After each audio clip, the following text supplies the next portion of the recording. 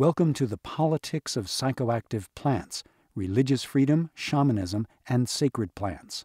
A conversation hosted by moderator J.P. Harpigny at a Bioneers conference with Jeffrey Bronfman and Jeremy Narby. We hope you enjoy it, and we join the conversation as it begins. Welcome. Thank you for coming.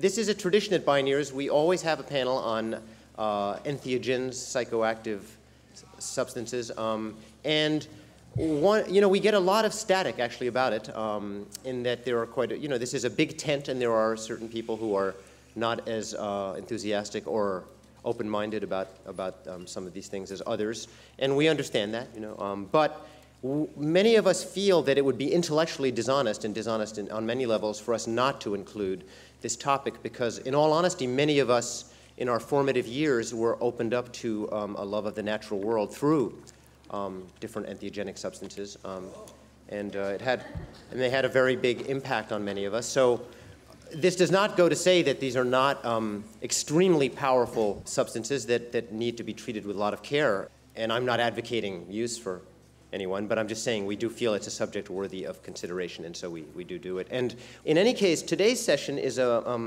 somewhat of a departure. We have two people who are approaching this topic of shamanic plant use and the politics of such use from very different perspectives. Jeffrey Bronfman here has actually been a long time ally of Bioneers, and I think he brought people from the União do Vegetal Church in maybe 92 or 93, but very early on. First time was 92. 92. My memory is not completely failing me. That quincentennial year, so very significant actually. And Jeffrey is the president of the Aurora Foundation, and he is the spiritual and bureaucratic representative of the União do Vegetal Church, he will talk to you about it, but which is a syncretic church that uses huasca as its sacrament, or one of its sacraments, here in the States, and it's a Brazilian church, but I will let him explain it to you. What's extremely significant about this church at the moment, and the reason Jeffrey's here, is to describe this case that's now in front of the Supreme Court that will be an extremely important case, and Jeffrey will be talking to you about that. And Jeremy Narby, most of you know because he's spoken several times over the weekend and gave a plenary session. He's really one of the most innovative and brilliant thinkers exploring the meaning of shamanic teachings and wisdom in the modern era, and really trying to synthesize it and arrive at an understanding of how Western science and traditional indigenous wisdom correlate and don't and fit together. So he's written many great books, and unfortunately we've sold out of most of them, but one you might not have read is Shamans Through Time, that he co-edited with Francis Huxley, the nephew of Aldous Huxley, which is a really great collection of the collision of the Western mind with shamanism over the last 500 years, and of course the Cosmic Serpent and his most recent Intelligence in Nature. So these are our two illustrious panelists, and I'll just say one more thing before I turn it over to them. What's interesting about this juxtaposition of these two very different approaches is that both of them combine an interest in very traditional ancient teachings and these plant vehicles to wisdom, with an attempt to bring this wisdom into the modern world. Jeremy in trying to reconcile it with scientific thinking, and in Jeffrey's case, really participating in a vehicle that is a way to have people participate in the sacred teachings of these plants. So it's a very different approach, but they both have that in common, this way of introducing this wisdom into the modern world. And that's not without its problems, as we will hear. So I think what we're going to do is to let each one of our speakers give a short spiel, to launch it off, and then they will engage in conversation together, and then at the end we'll open it up for some questions. All right? And then we'll throw you all out, and you'll have a nice afternoon. All right. Jeffrey, why don't you start? Thank you. I'd first like to check in to just see if there's any members of the press here. If you would you please identify yourself? One over here. And what publication could I ask, do you write for? Oh, Jane. Never mind. I know you. Very well. Nice to see you again. I just wanted to be able to speak comfortably here this afternoon, and ask that if there are people here who are secretly representing any media organizations, that to know that what I'm going to be saying today is really intended for the people in this room and not for further public exposure, because we're at a we're at a sensitive moment in a very delicate legal process, and I agreed to speak at the request of my good friends Kenny Osbell and Nina Simons to this particular group of people at this particular moment. So I asked for your consideration in that. And so I had some free time on the plane and on my travels where I put together a PowerPoint presentation, so I'll just have that going along to give you a little visual entertainment while we're talking here today. My dear friends, companions on the path of justice, and respected community of Bioneers, I feel it is a genuine honor and privilege to come before you today as the representative of a nature-based spiritual tradition whose origin goes back many thousands of years.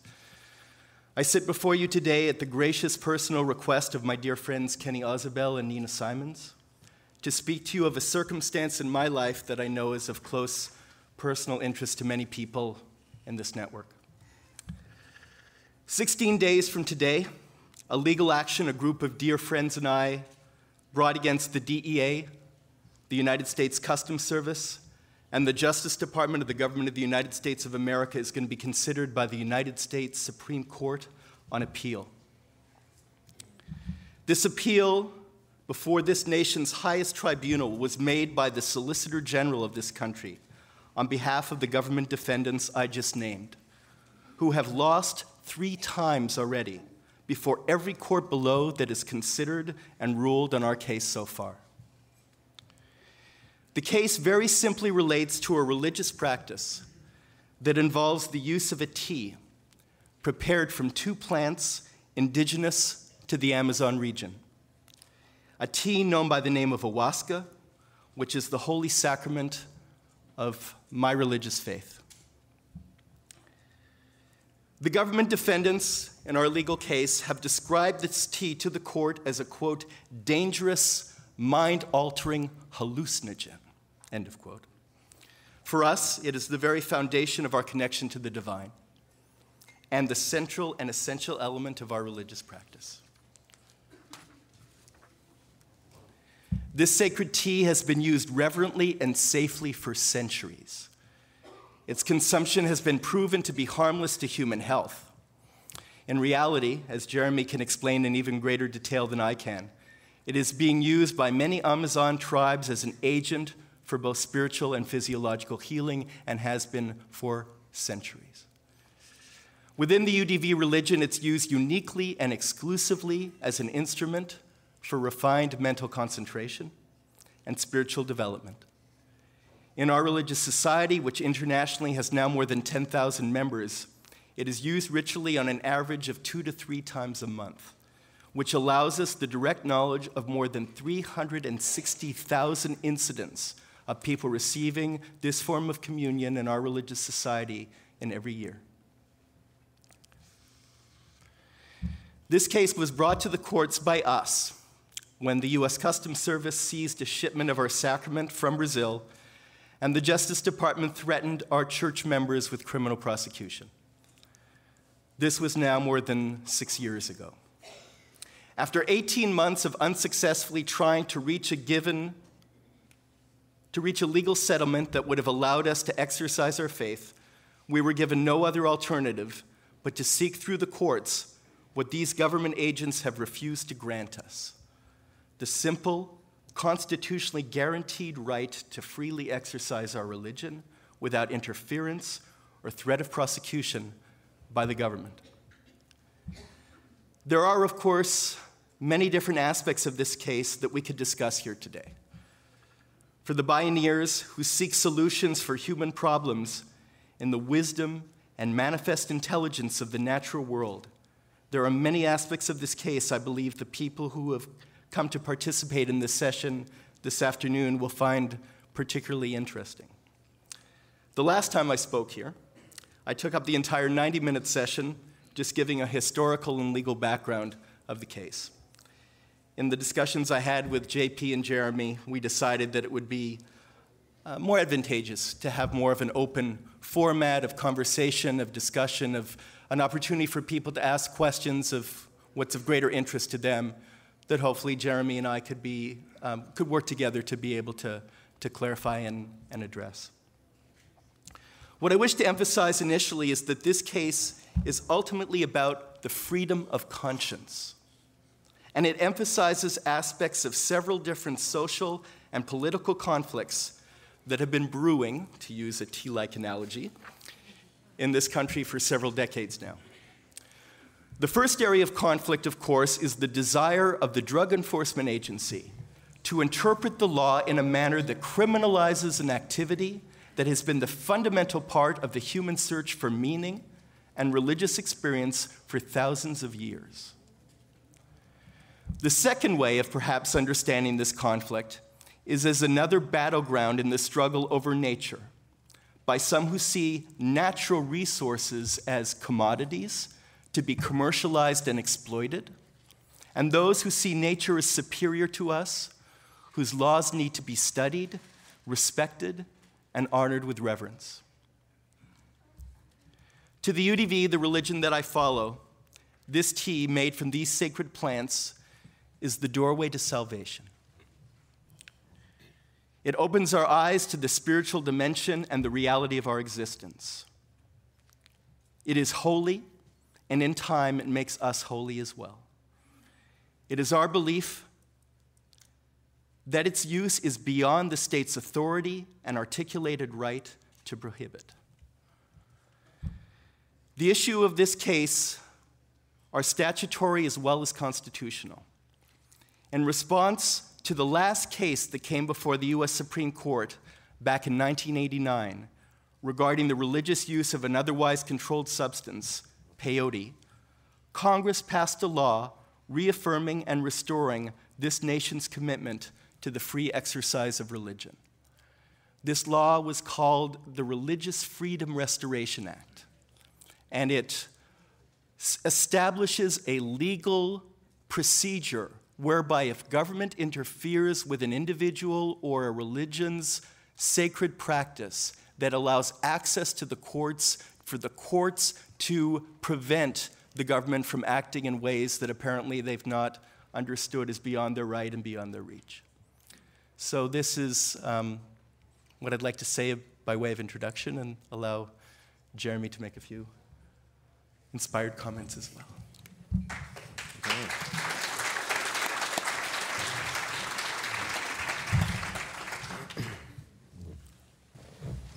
Well, this is a kind of a special subject and a difficult subject, but I like those too. They just, they're a little bit more daunting. The first thing that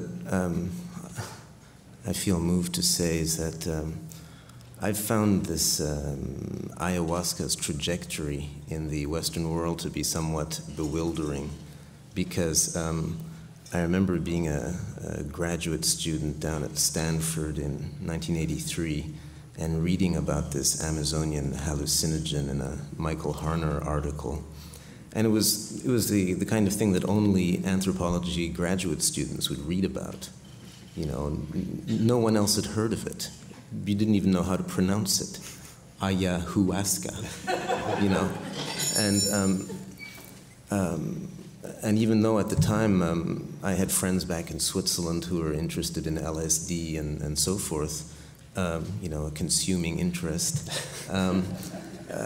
when I tell them about, I'd be going to the Amazon where these indigenous people take ayahuasca, they'd say, what?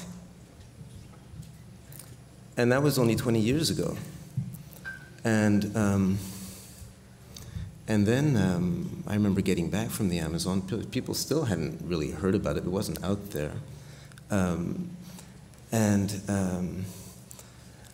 By working with indigenous people in the Amazon and trying to bring their message into the world about the rainforest and their knowledge about it and the importance of working with them to protect their territories, to protect the biodiversity, and their knowledge about it, it seemed that I, as somebody who'd been to the Amazon, knew that ayahuasca was central in their way of knowing the world. And it seemed central to get their way of knowing the world on the table. And ayahuasca seemed to be the thing that would be the most difficult to talk about. And I remember starting to do the research on Cosmic Serpent, which led me right into ayahuasca land. And people around me still hadn't really heard about it. I didn't think that when I put that book out, it was going to be defined as a book about drugs.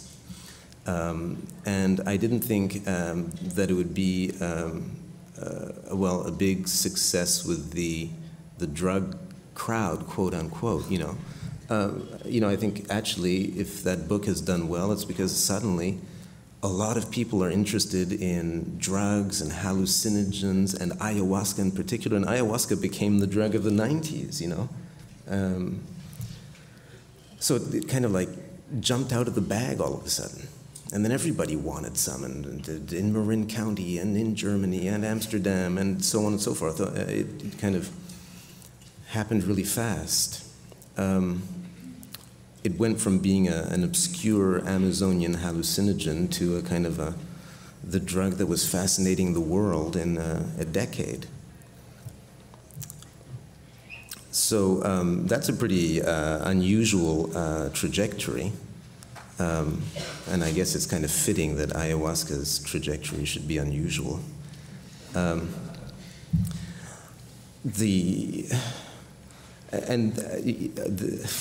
I've ended up becoming, you know, somewhat of a so-called expert on ayahuasca.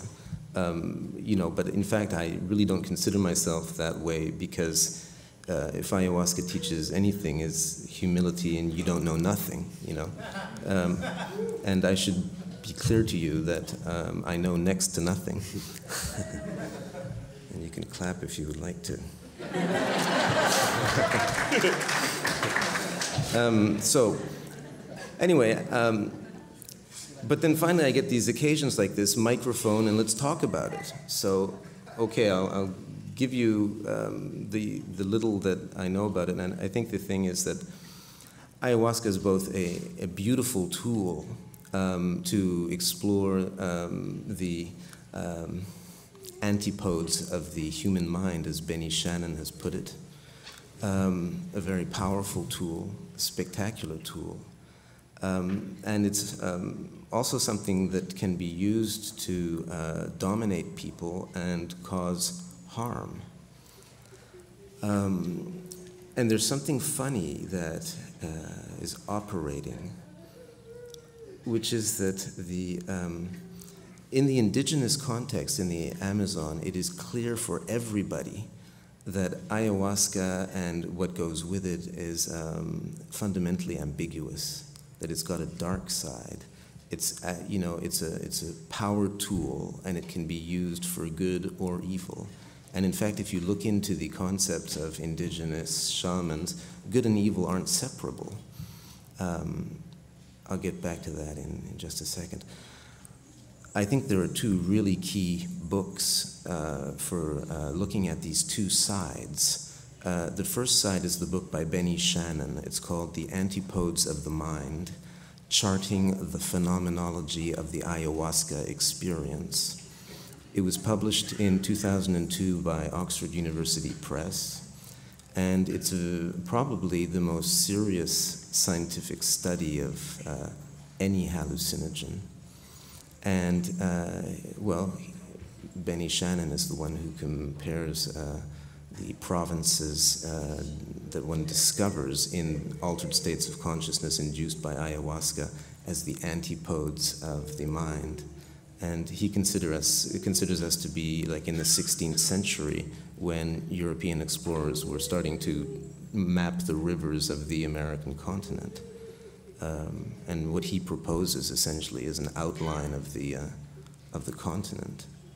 Benny got in that canoe and paddled around the ayahuasca continent for us, and we should be grateful. Oddly enough, in Benny's book, actually the whole dark side gets he doesn't really deal with it too much. Because he's looking at it as a kind of a positive tool, which it also is. Now there's this other book, it's called In Darkness and Secrecy, Assault Sorcery in Amazonia. It came out in 2004. I think it's Duke University Press. And it's Whitehead and Wright who compiled it. It's a collection of texts. And it's by a bunch of anthropologists who have pointed out that when you know the detail of, tobacco and ayahuasca and datura shamanism in its indigenous context in the Amazon, it's also all about assault sorcery, which is rather different from the personal growth movement in New Age circles. They point out that there are two key elements in the Amazonian shamanism that somehow get lost in the translation, which is blood and tobacco. And these are just, the blood is in the attacks, and tobacco obviously, has some bad press around here. But it's right next to ayahuasca. This idea that there'd be ayahuasca and then tobacco somewhere else in the indigenous Amazonian context, which is where ayahuasca and tobacco come from as plants, they are next to each other. There are some things like when you get into ayahuasca in its indigenous context, the first kind of concepts you have to know about are the darts. Darts are what people have inside them when they get ill. Darts are what shamans who are healing shamans see inside their patients' bodies. Darts are what sorcerers keep inside their own stomachs and summon up through song and shoot at people. And dart is the same words are used in certain indigenous languages for dart and knowledge and power. The word for knowledge is dart. You still with me? Meanwhile, also, and by saying what it's like in its indigenous context is not to say this is the only reference and the only way of understanding it. But I still think that the indigenous context in which ayahuasca was developed and used over centuries, if not millennia, is a reference. I mean, if you're going to talk about drinking wine, I think that, what the French have to say about it is pertinent. Now, so in the Amazonian context,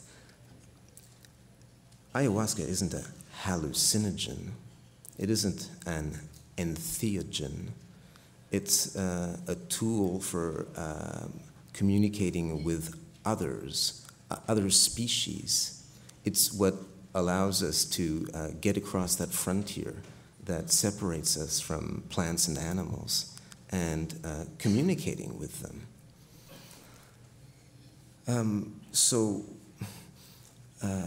Now we're talking about the politics of psychoactive plants. That's the title of today's get-together. Well, in the Amazonian view of things, plants participate in politics.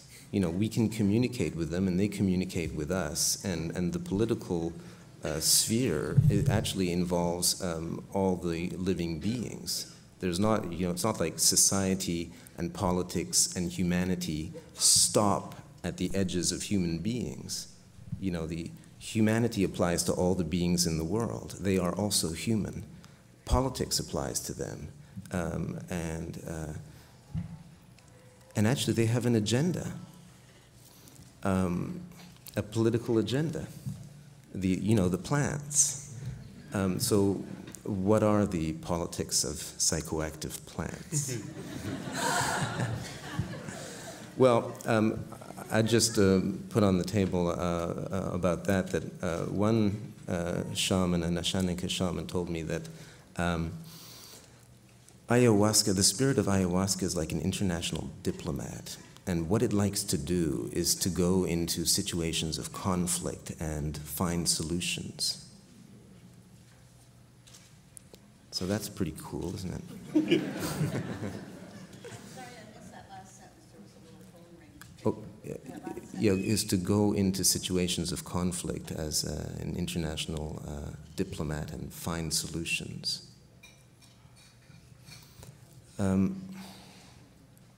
Well, and getting back to just closer into human politics, and we could talk further about, what the plants have in mind and what's in it for them and all that. But so human beings, Westerners are taking ayahuasca. Do you have any advice for the Westerners who are taking ayahuasca? Well, my colleague Francis Huxley told me that the world is beyond taking advice, so, forget about it. But nevertheless, I think that we cannot say, I haven't heard said often enough that ayahuasca is a very powerful tool, and it's too strong to be used alone. It needs a harness. It needs people who know how to administer it. It's not like psilocybin mushrooms. You can't just stay home, swallow a few, put on a record, and, answer the phone if it rings. You know what I mean?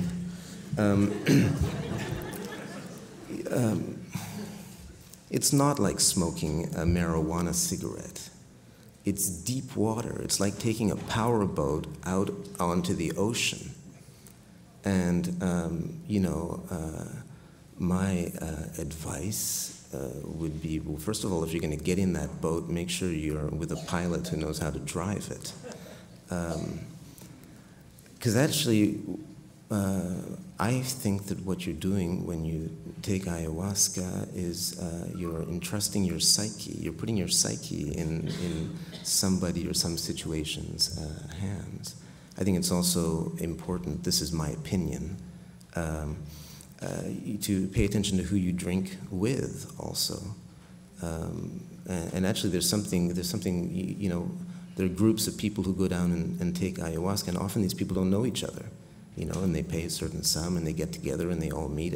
But actually, drinking ayahuasca with people you don't know, all kinds of things can happen, and people can.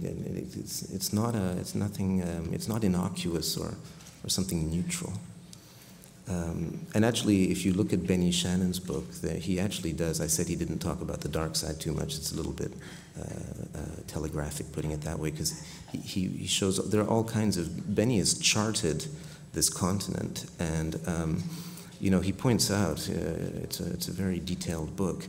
For example, one of the many things that he discusses that happens to people when they drink ayahuasca is they can become overgenerous. And suddenly you say too much to people you don't know, or you give too much to people you don't know, or these kinds of things can happen because it touches you so deeply. And I think that if you're going to be opening your heart and your soul like this and kind of putting it on the line, it's good to know the kind of things that can happen to you. It's like if you're going to learn how to drive a car and go to driving school, you've got to learn about the powerful tool you're driving and what can happen.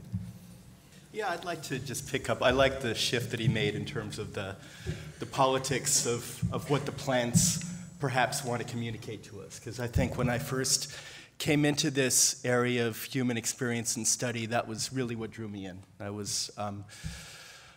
I'd worked with a foundation that was involved in environmental preservation, and I had come to the conclusion that the best hope for the environmental restoration of the world lay within the cultures of people whose politics, whose spirituality, and whose day-to-day life was interwoven with the fabric of nature. And I was aware of cultures of people throughout this continent that used plants as the foundation for divination, as the foundation for healing, as the foundation for hunting, as the foundation for their entire lives. And I felt that the possibility for environmental renewal, restoration, conservation in the Amazon region lay within the cultures of people whose lives depended upon the knowledge that they had from the plant realm. And so when I had the opportunity of traveling among indigenous cultures, largely peyote-using cultures in Mexico and different parts of Central America, when I became aware that all throughout this hemisphere, in reality, there is an ancient history of the use of plants within the context of spiritual divination and healing, and cultures that were largely based and formed around the songs and the dances and the ceremonies and the communities that were informed by the visions and the insights that these plants gave. And I feel that this movement that Jeremy described, of this trajectory that really has been remarkable, in 10, 15, 20 years, of the number of people that became aware of even the existence of this this decoction, this tea that had existed for centuries with, very few people even being aware of its existence. And now, in a few weeks, its use is going to be considered by possibly the most politically powerful tribunal of justice in the world today, the United States Supreme Court. And whether or not, in this country, people are going to be allowed to utilize something that comes from the natural world that has the potential to open our eyes and to reveal the sacred dimension of life to us. And so I look at it, and this is my own personal theory, this isn't necessarily a teaching of the UDV, but I think it's shared by many people within it, that this is a way for the natural world to speak to us, through a language that in a sense, overwhelms our preconceptions and our reason, and allows us to perhaps see nature as nature intended us to see her, with the masks of our own cultural prejudices and illusions dissipated, and to be able to see the glory and to be able to see the majesty of the creation, and to be able to understand our true place within it. Because one of the other things that I think is a direct... One time I was actually in a session that I was facilitating, and somebody asked, "What is humility?" And I said, humility to me is the consequence of recognizing your size before the glory of nature.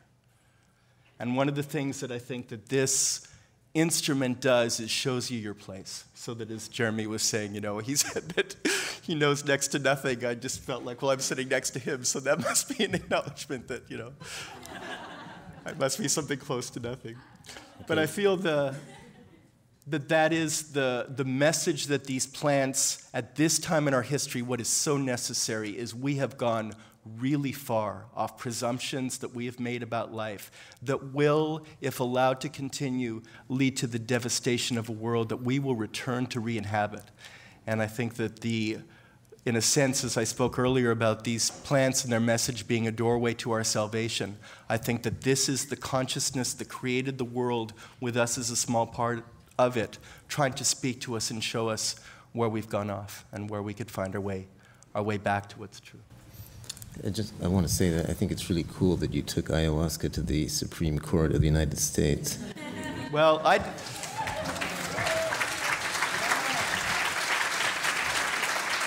thank you for that acknowledgement, but I want to be clear, it really wasn't my fault.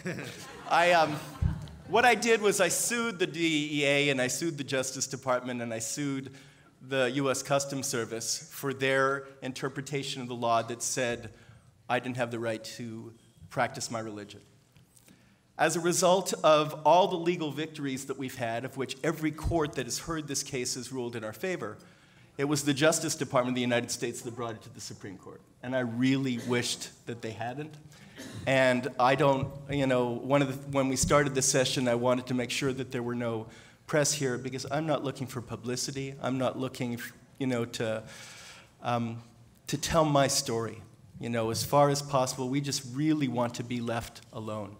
But come November 1st, I believe that the front page of every newspaper in this country is going to be telling the story about the existence of a religious society that uses these plants from the Brazilian Amazon that open people's consciousness to the divine. And if the cat isn't out of the bag already, it will definitely be out by that time. So I wish the government had exercised greater discretion. We talked to them at one point and said, we really I don't think it'll be good for you, and it's certainly not going to be good for us, for you to bring this to the level where the entire world is, looking at this. But they didn't share my point of view.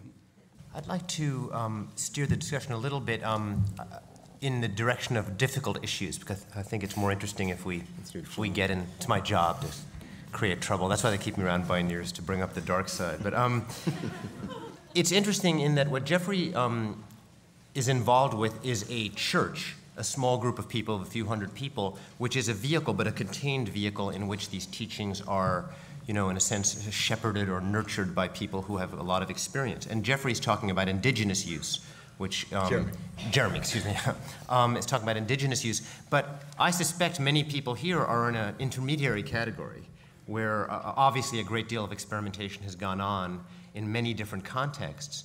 And I've been hearing a lot of reports about very problematic aspects of that. So knowing that Jeremy knows a little bit about that, I'd like to ask him what he has to say about that. Well, I was kind of talking about it a little bit. But in more detail. In more detail, yeah. Concretize. Yeah, yeah. Well, people can get, one fellow told me, the problem is also, it depends what ayahuasca, and this is something that is also not talked about, and what admixtures are in there, and how many leaves of the Toei Datura are in there, and, just a little bit about Datura, to not to be too ayahuasca centric. Datura is used by criminals. They turn it into a spray, and you spray it into people's face, and you turn people into consenting victims for 3 or 4 hours. And, you can actually kind of semi-zombify somebody and then say, go home and get your jewelry and your money, and then go and ask your boss for the check and take the check down to the bank and cash it, and then bring it back, please. And people do this, and they have no memory of it because Datura also erases memory. And then 5 hours later, they wake up, and when taken down to the hospital, they have scopolamine in their blood. And so that's how we know that this happens, because they don't keep a memory of it. But meanwhile, they've gone home, they've taken the jewelry, they've gone spoken to the boss, they've got the check, and so Datura turns people into amnesiac, consenting victims. Doesn't sound too good, does it? And especially when you add it into the ayahuasca mix. And why would you do that? Because if you're not really an ayahuasquero and you're just trying to rip off some gringos, you take a whole bunch of datura leaves, and yes, it's going to be a mind-blowing brew, unfortunately, And actually, when you've taken some bad ayahuasca and you're lying in the gutter in Iquitos, having been abandoned by this huckster who blew your brains out with this dangerous plant hallucinogen, it can be deeply traumatic, and it can mess up your psyche and your mind and the whole business. N'est-ce pas? And you want more? No, that's good. That was good. And I think that Jeremy touches on, really important point, and I think it's important that JP raised it, because I do think that although I don't agree with everything that Benny's written, I do think that we're, in some instances, very young and standing before the magnitude of histories that go back, centuries, if not thousands of years. There are some plants that potentially can have harmful effects. My own personal experience is that within the context of the uses of people who are working for goodness and working with a sense of mastery within, for example, the tradition that I operate in, those risks are profoundly minimized to the point that there is a container, as JP was saying, a vehicle that allows people to pass safely and actually have profound and positive life-changing experiences. But in the realm of the shamanic use, there's much more possibility where you really don't know. There was an incident that happened in Canada recently that we were talking about yesterday, which involved an ayahuasca shaman from Ecuador who came up to Canada. And he conducted an ayahuasca ceremony, interestingly enough, on an Indian reservation in Ontario in Canada. And he in the course of the ayahuasca ceremony, a woman died, and he was prosecuted for practicing medicine without a license and criminal negligence. And as it turned out, that when the ayahuasca tea that he had utilized and administered in the ceremony was analyzed, it had massive amounts of nicotine from the quantity of tobacco leaves that were present within the ayahuasca brew. And the actual cause of death was diagnosed as being nicotine poisoning because of the quantity of nicotine that was present within this. And to make matters worse, after, and this is all part of the court records, after this person wasn't breathing, they called the shaman in and asked him what to do, and he administered, or he ordered to have an ayahuasca enema administered to this person who was lying there. So there's a lot of people in reality who are looking to exploit people financially, who are looking to exploit people in different ways, and it is an area where there is a dark side, and at least in the, and I think that within the, this was interesting. I remember I had a conversation recently with a Jewish rabbi who I was telling about my work and telling him about my tradition and how within the context of our religious practice the people are given the opportunity to have direct communion with God. And he kind of reinforced the Talmudic position and his point of view that people aren't ready for that. And that it's the job of the priesthood to kind of mediate between human beings and the divine, and that people aren't ready to encounter the magnificence or the awe-inspiring experience of the encounter with the Great One. And I think that there is this element. There was a conference that happened here in the Bay Area some months ago. It was about awe and the religious experience of awe. And there was a description of Moses being on the mountaintop where he received the encounter with the divine and received the Ten Commandments. And part of that encounter was one of bliss, and part of that encounter was one of awe. And part of that awe, there was a sense of terror, the sense of finding one's place and then receiving the law in order to be able to go forward from a place of greater humility. So I think that as we look at what these plants reveal, there are many dimensions in the spiritual world, and it really helps to have a guide who can help you find your way to goodness, to peace. Another interesting question is that a larger question in our culture is that many of us are adopting spiritual traditions from other cultures or combining them. We're very creative, zestful culture here, and that can be problematic as well, and one finds a lot of battles between traditionalists and innovators. And I wonder, it's interesting because, in a way, your church is using a very, very ancient tradition, but at the same time, it is a syncretic, something new. And in the same way, you're talking about, it seems very impractical. We're not, most of us, going to be able to practice shamanism in its traditional form. So many of us, the cat's out of the bag, is to quote you. What do you both think about that, and what are some of the, what is problematic about trying to, in a sense, create something new out of something very old, and in translating it into our culture, which is so unhinged in many ways? No? I think that as you look at the history of human mystical and religious experience, that it's kind of an ongoing process of evolution where different tools emerge, they're incorporated within different cultures, out of it grow greater understandings, those lead to greater synthesis and new understandings, and I think it's just part of the evolution of consciousness. So I see it as a positive thing. And obviously, within that, I want to speak a little bit about the legal team that have been representing us, who are really, really a wonderful group of people. And one of them was a woman who I met at the airport on the day after the U.S. Customs Service conducted a seizure at my office and threatened me with criminal prosecution, and I didn't know what the next, if I was going to be put away in prison for decades as a result of, trying to facilitate this religious work.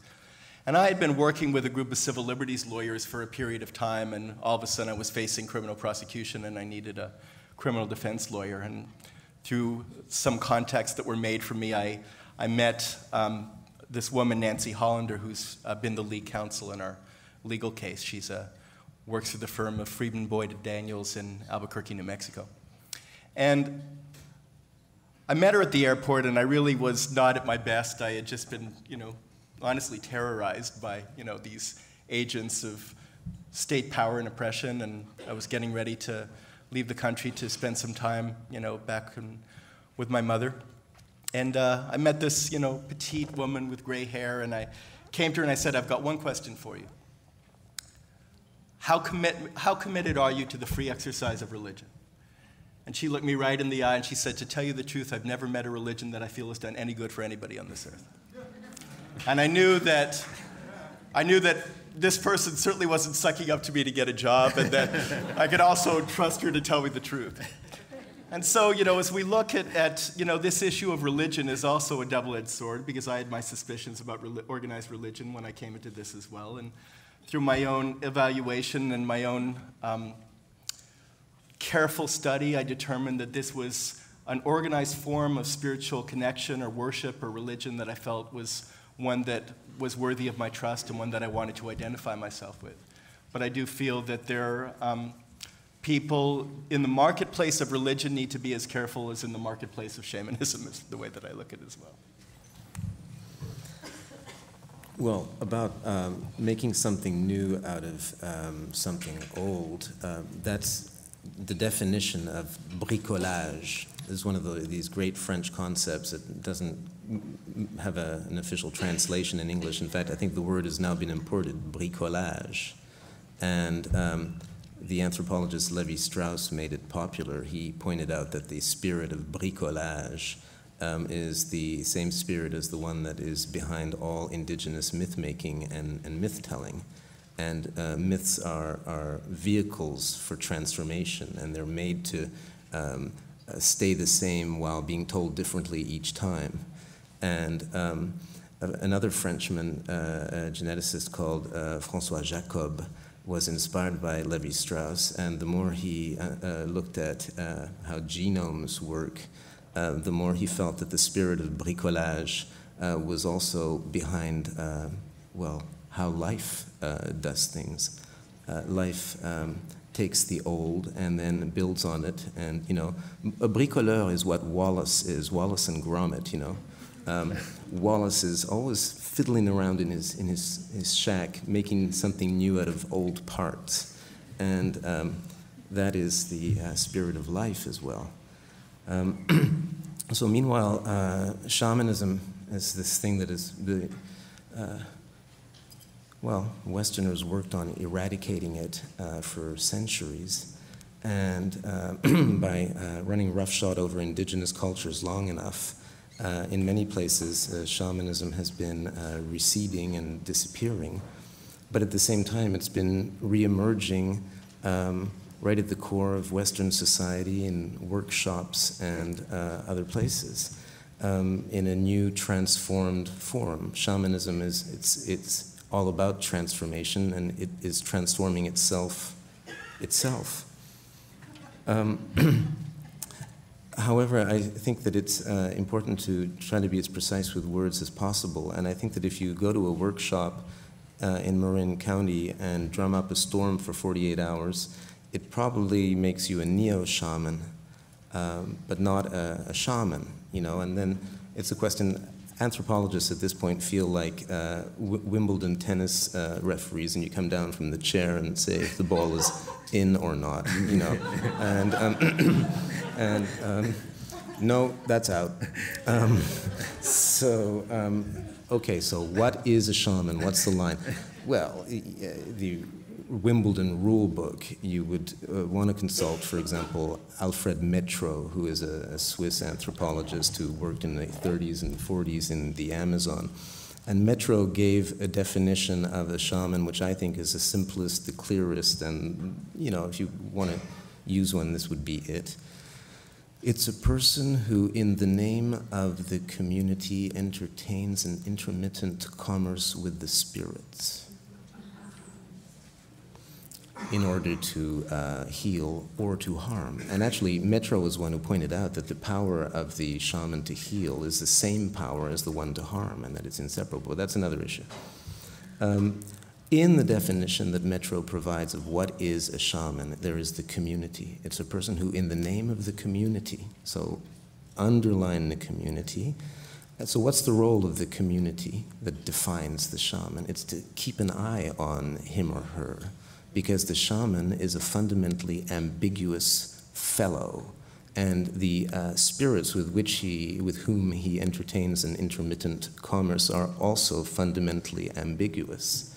And you get knowledge and power from this realm, and these shamans are as shady and ambiguous as power itself.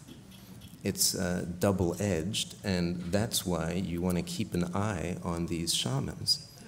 I would submit that you would also want to keep an eye on scientists, but that's also another one.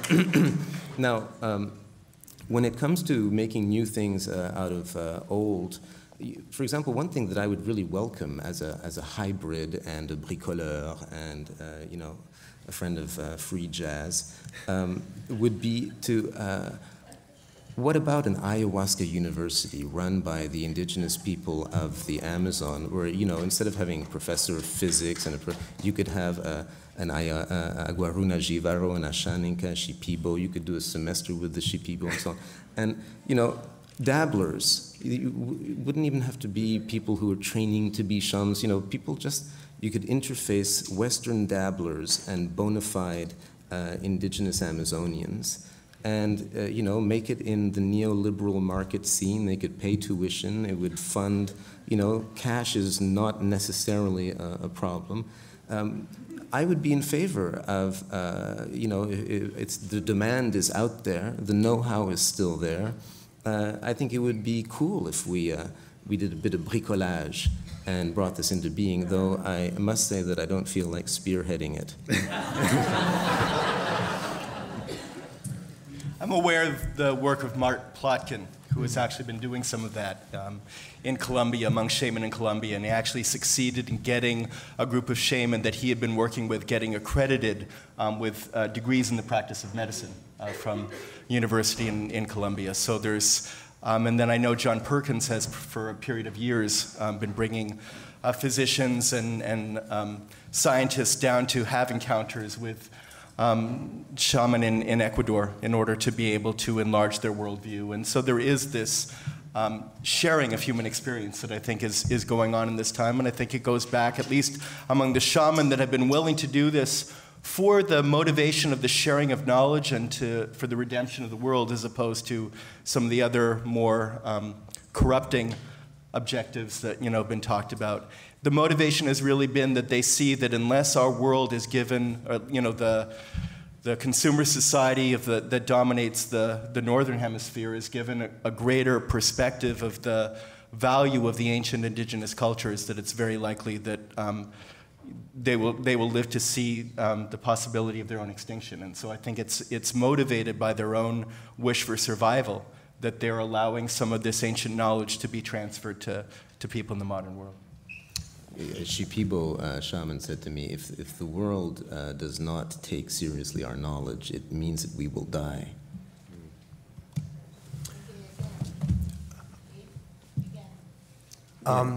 Yeah, go ahead. Again, he said that if the world doesn't take our knowledge seriously, then we will die.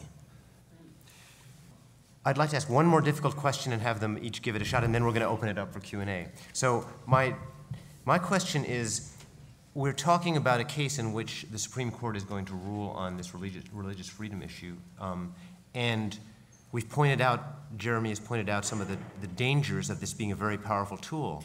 So one question that occurs to me, and this is not just for ayahuasca, but other powerful drugs, unlike something like marijuana, in which I think many of us could feel there's absolutely no reason why it shouldn't be in the same category as alcohol or something. But how does one view such a powerful substance within our legal system?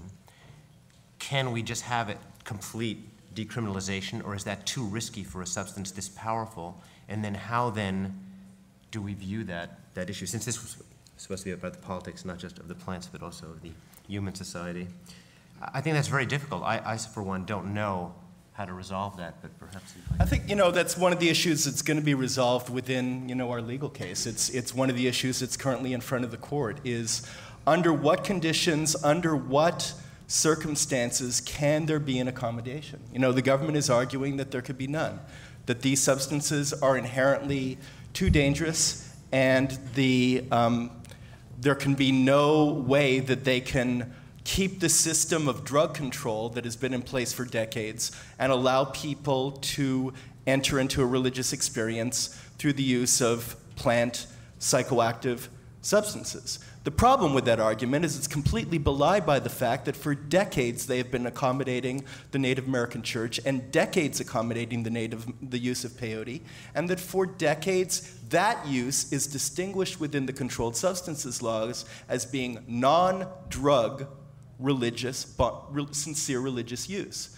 So there is already a precedent within our culture, which is where we are looking to direct the court in its judgment, that there is the possibility that within an organized context where there's a history of use, where there's trained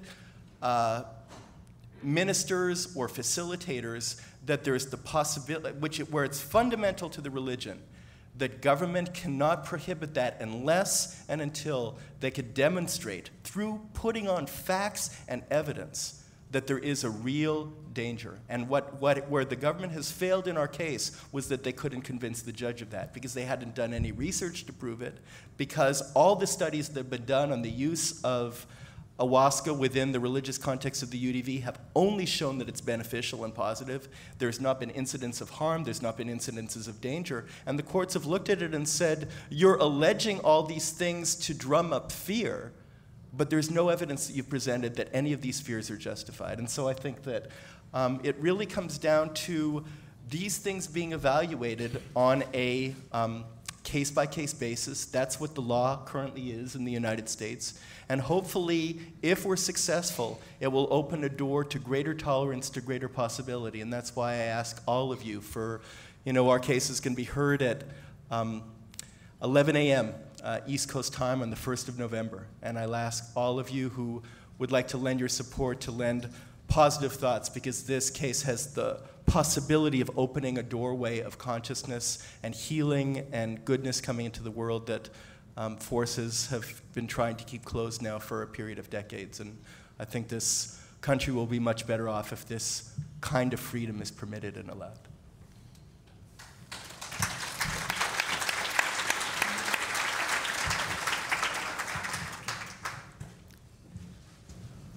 Well, I'd like to mention Maria Sabina and Gordon Wasson for a second. And I think that what was particularly interesting about that one was that Gordon Wasson and his wife and some other people were like on a mystery trail. They were looking for the magical mushroom that was mentioned in all those Aztec texts, but that had never really cropped up.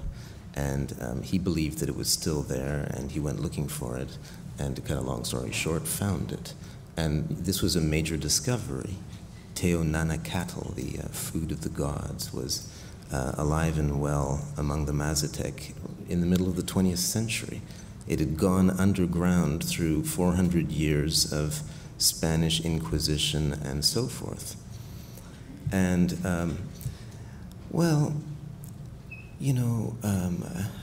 hooray for the underground.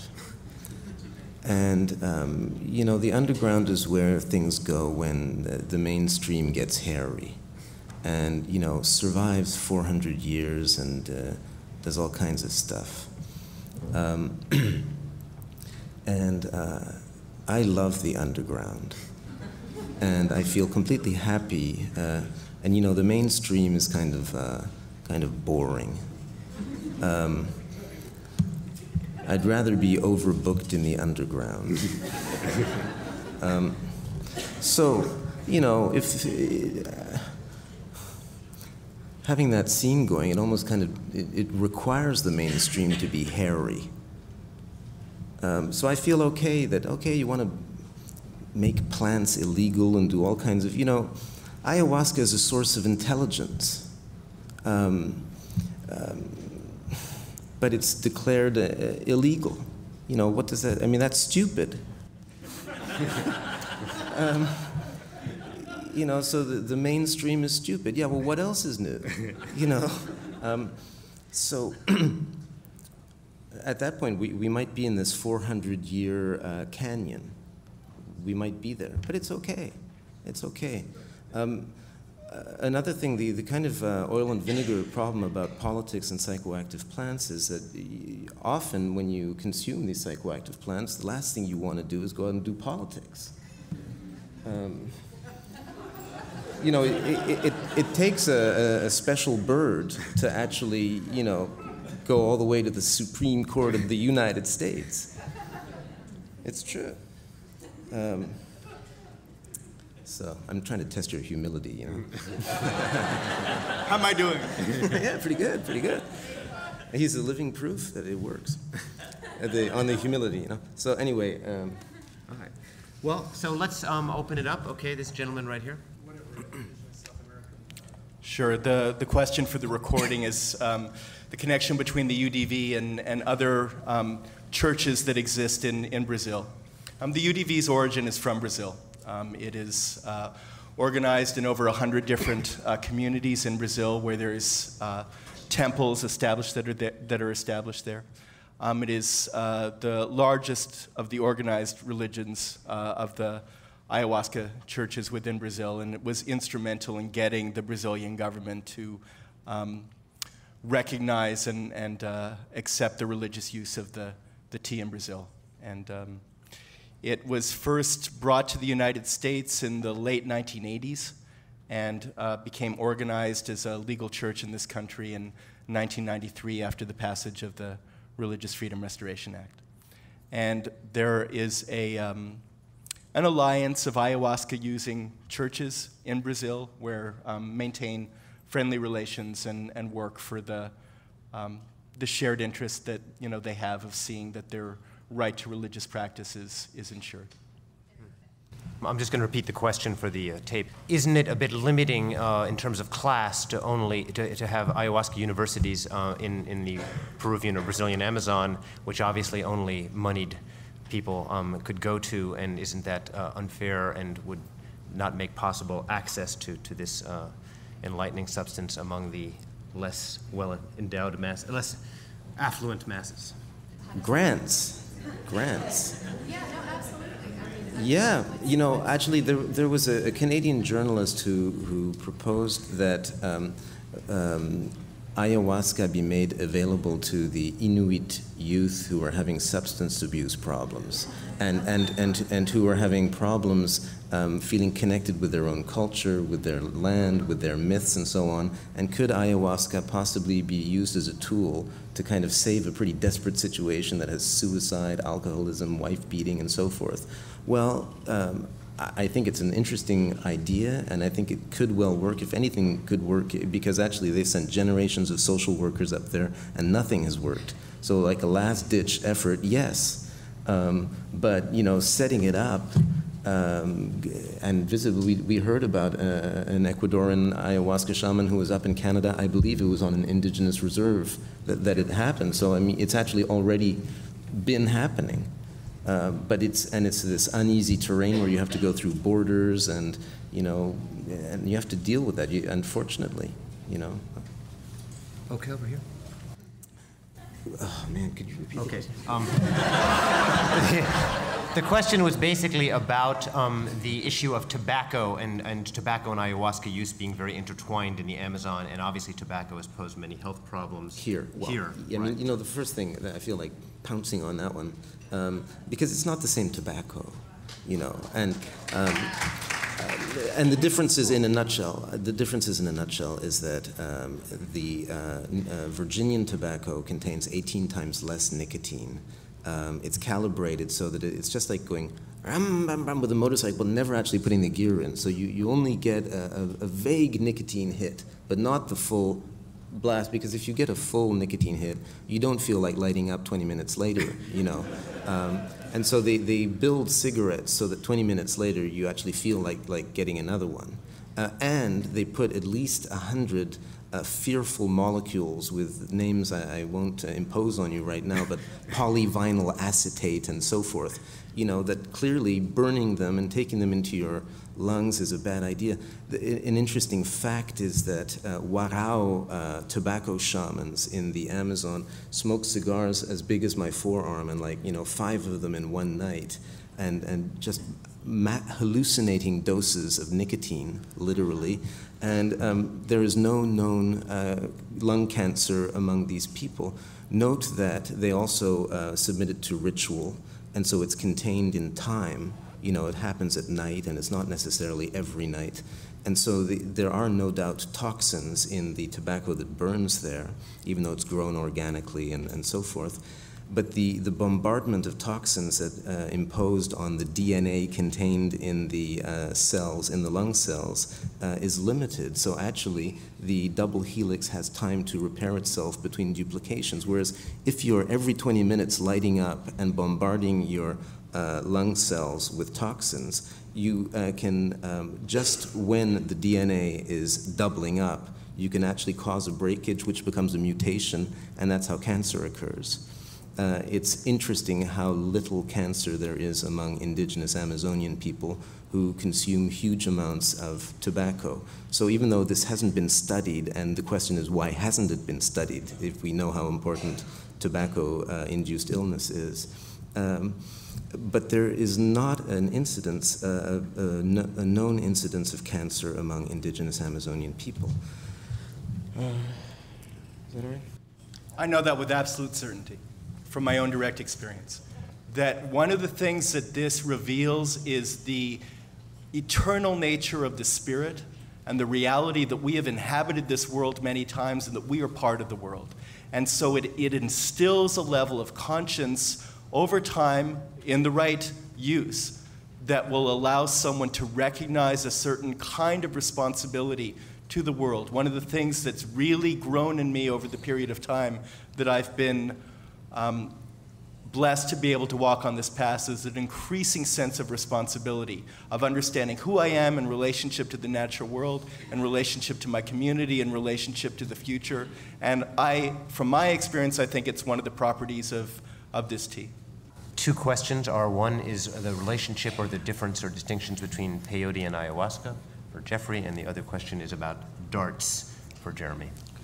The traditional ayahuasca sacrament is prepared with 2 plants, one masculine, one feminine. And so it's the union of those 2 primary spiritual forces. The peyote medicine comes from one plant, which is a cactus, and is considered to be masculine in its spiritual essence. So on a biochemical level, I've heard that there's been some research that's identified that what they say the active psychoactive molecule in peyote is mescaline, and the active psychoactive molecule within the ayahuasca or ayahuasca admixture is considered to be DMT or dimethyltryptamine. One of the differences between those 2 is dimethyltryptamine is actually produced within the human brain. It's produced within the pineal gland. Mescaline is something that only exists in nature, but is chemically they're very similar, and in terms of their physiological effects are similar as well. About the darts, you might want to look at that the compilation called Shamans Through Time that Francis Huxley and I put together, and we deliberately put several classical texts on those darts in there, including Alfred Metro's text called Using Invisible Substances for Good and Evil. And Metro was the one who first noticed back in the 30s that among Amazonian shamans, they talk about spirits, they talk about a magical substance that they keep in their stomachs, and they talk about projectiles. And Metro pointed out that this is like a trilogy. These are 3 inseparable concepts or facets of the same phenomenon, clearly a multifaceted, complicated phenomenon. Jean-Pierre Chaumet, a French anthropologist who's also in this collection of texts, pointed out that the etymology in Quechua for dart, the word is yachay, and it comes from the verb yacha, to know. And Luis Luna has also written about, well, Icaros, and which are the magical songs. And he suggests in an article that he published in 1992 on Icaros that the melodies that the shamans get from the spirits they see in their visions are another manifestation of the Dart magical substance spirit complex. So this is a pretty complex and obscure thing, but it's central to ayahuasca shamanism. Actually, I'll tell you a quick story that I once took some in upstate New York, and I had a very bad trip because the plant kept telling me, what am I doing here? What are these pine trees? This doesn't feel right. So everybody has different experiences. Yes, right there. They have different origins. They use the same two plants. And they have different body of theology, and their rituals are slightly different. But they, interestingly enough, they originate from pretty close to the same period in human history, from rubber tappers who encountered the use of the tea in the Brazilian Amazon. I have a personal friend who was a rubber tapper from that same era who, when he first encountered the tea, it was called the cinema of the Indians. And that was how it was introduced to many of these people who were rubber tappers within the forest. Within the Santo Daime religion, it was a man by the name of what they speak of as Mestre Ireneu, who received a vision of the mother of the forest, the Virgin Mary, and then he brought forth a series of sacred calls and songs to her that formed the foundation of the liturgy of the Daime religion. And the Unhada Vegetal was founded by a man by the name of José Gabriel da Costa, who we speak of as Mestre Gabriel, who brought a comprehensive theology about the spiritual origin of life and the evolution of human consciousness over lifetimes. So the question is about the commodification of ayahuasca if it becomes legal here. I don't see it becoming legal for any commercial purpose, and so I think that you could relate to him that this is a concern that we share as well. You know, the increased interest that Jeremy described at the beginning of this process in terms of the amount of interest. There are places where it is sold, where it is commercialized, and in many cases it's shaman themselves who are involved in the commercialization of it. So I don't think.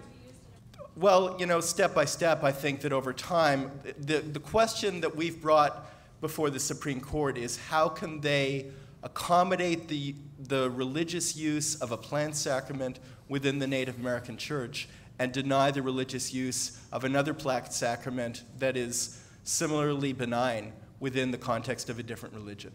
But but for us, the plants are sacred as well. They're never sold. There's no commercial trafficking in it. And within our churches, all the churches maintain their own plantations to meet the to administer to the needs of each of the religious communities. So there's laws in Brazil at this point about the extraction of sacred plants from the forest. And I think that the greater threat to these plants is deforestation in terms of burning for cattle pastures, meat consumption, and logging, much more than the use of people who want to use these plants in a religious way. Why don't you, yeah, you two who were there before, okay, go ahead. So the question is, what are the risks when this case becomes noteworthy and in the front page of the newspapers in terms of the increased demand, perhaps, and some of the problems that might be inherent in that?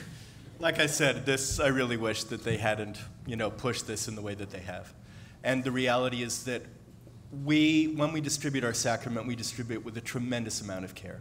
And in terms of the trained leadership that we have in this country who would be able, the kind of demand that we could attend to is still very small. And so we're not looking to, grow exponentially, and we don't honestly have the capacity to deal with, 100 million people if 100 million people became interested. All right, okay, right here. I was talking about we as a culture, we Shipibo people and our culture will die if our knowledge is not taken seriously. It's all very well, now that we have our territory, we can physically survive.